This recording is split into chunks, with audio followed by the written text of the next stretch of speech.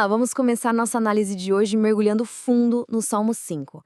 É uma oração poderosíssima que Davi fazia logo de manhã e que nos ensina muito sobre como navegar um mundo que, vamos combinar, é cheio de engano. A ideia é aprender a confiar em um Deus que é totalmente santo. Vamos lá? Olha, essa frase logo de cara, ela já dá o tom de tudo que a gente vai ver. Não é uma oração feita de qualquer jeito, sabe? É algo disciplinado, com intenção e principalmente com muita expectativa. Davi começa o dia dele não só falando com Deus, mas se colocando diante dele e esperando. Ele tinha certeza de que seria ouvido. Então, vamos entrar no nosso primeiro ponto. A oração que Davi faz ali nos primeiros versículos, ela é muito profunda. Não são só palavras. Repare que o texto fala de gemidas, de clamores. Isso mostra uma comunicação que vem, sabe, lá do fundo da alma. É bem mais do que só uma listinha de pedidos. E aqui tem um detalhe que é fundamental. Pensa bem, Davi era o rei, o homem mais poderoso da nação. E mesmo assim, ele se dirige a Deus com uma humildade incrível, reconhecendo uma autoridade acima da dele. Ele submete tudo, o dia dele, as lutas, o próprio reinado, à autoridade suprema de Deus. E tem uma coisa fascinante aqui que está no original hebraico. Quando Davi diz, apresento a minha oração, a palavra usada é arak. E o curioso é que essa é a mesmíssima palavra que era usada para descrever o trabalho de um sacerdote, quando ele arrumava, organizava as peças do sacrifício no altar, tudo em ordem. Isso diz muito, né? A oração de Davi não era um desabafo bagunçado. Era como se ele estivesse apresentando uma causa de forma organizada e intencional diante de Deus. E isso, claro, leva a gente a pensar: como são as nossas orações? Será que elas têm essa intencionalidade, essa organização do coração diante de Deus? Com reverência, com expectativa?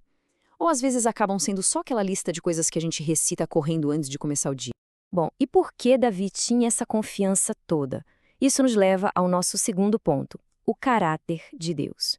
Os versículos 4 a 6 são muito claros sobre a santidade absoluta de Deus. Olha só que contraste forte a gente vê aqui. De um lado, o caráter de Deus, que simplesmente não tolera a maldade. Do outro, as características do mal: arrogância, mentira, violência. O ponto é que com a santidade de Deus não tem meio termo, não tem a era cinzenta. O mal não consegue nem habitar na presença dele. Essa linguagem de Deus odiar quem faz o mal pode soar bem pesada pra gente hoje, mas é muito importante entender o contexto. Esse ódio de Deus não é um sentimento instável. É a sua rejeição absoluta e justa a uma postura de rebeldia contínua, de pecado sem nenhum arrependimento. A justiça perfeita de Deus simplesmente não pode ser conivente com o mal que destrói. E essa diferença gritante entre a santidade de Deus e a maldade nos leva direto ao coração do Salmo, o grande contraste entre dois caminhos, duas vidas e, claro, dois destinos completamente diferentes. Que imagem forte é essa, não é? A garganta deles é um sepulcro aberto. As palavras dos inimigos de Davi não eram só mentiras. Elas carregavam morte, corrupção, como um túmulo aberto mesmo. É tão impactante que, séculos mais tarde, o apóstolo Paulo vai usar exatamente essa frase lá em Romanos capítulo 3 para descrever a condição de toda a humanidade distante de Deus. Mas aí vem a virada. Em total contraste com essa imagem de morte, Davi diz: eu, porém. Preste muita atenção nessa expressão. Depois de falar da santidade de Deus e da maldade dos outros, Davi reconhece: o meu acesso a Deus não vem porque eu sou bom, não é por mérito próprio. Então, qual é a base desse eu, porém, do Davi? É uma palavra hebraica fantástica, chesed. E chesed é muito mais do que só misericórdia. É a graça fiel de Deus, o amor leal que vem da aliança que ele fez com o seu povo. É esse amor inabalável, esse compromisso de Deus que permite que alguém se aproxime dele. Ok, então como é que o justo deve reagir diante da maldade e da injustiça? O Salmo nos dá um roteiro. Primeiro, reconhecer o poder destrutivo das palavras do inimigo. Segundo, não tentar resolver com as próprias mãos, mas apelar diretamente para a justiça de Deus, como Davi faz. E terceiro, que é crucial, entregar a vingança, a vindicação nas mãos de Deus. E isso nos leva para a conclusão do Salmo, que é simplesmente triunfante.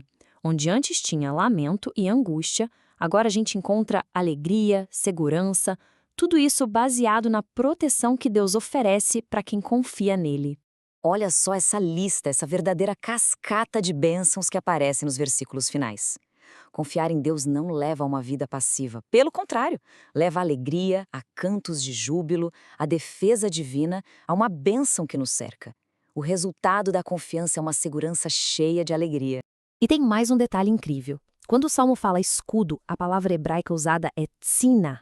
E isso faz toda a diferença. Não estamos falando de um escudo pequeno. A tsina era o escudo grande, retangular, que protegia o soldado da cabeça aos pés. Era uma muralha móvel. A imagem é essa, a proteção de Deus é completa, total. E claro, essa imagem do escudo encontra seu significado máximo em Cristo. Pense bem, foi ele que enfrentou as mentiras à garganta como sepulcro aberto dos seus acusadores. Foi ele quem na cruz absorveu o julgamento que nós merecíamos. E agora, é ele quem nos cobre com a sua justiça. Ele é a nossa tziná perfeita, nosso escudo de corpo inteiro. E assim, o Salmo 5 nos deixa com essa reflexão final. No meio das mentiras, da malícia que às vezes nos cerca no dia a dia, onde é que nós buscamos proteção de verdade? Tentamos nos defender com a nossa própria força, com as nossas próprias palavras? Ou corremos para nos abrigar por trás do único escudo que garante proteção completa e verdadeira?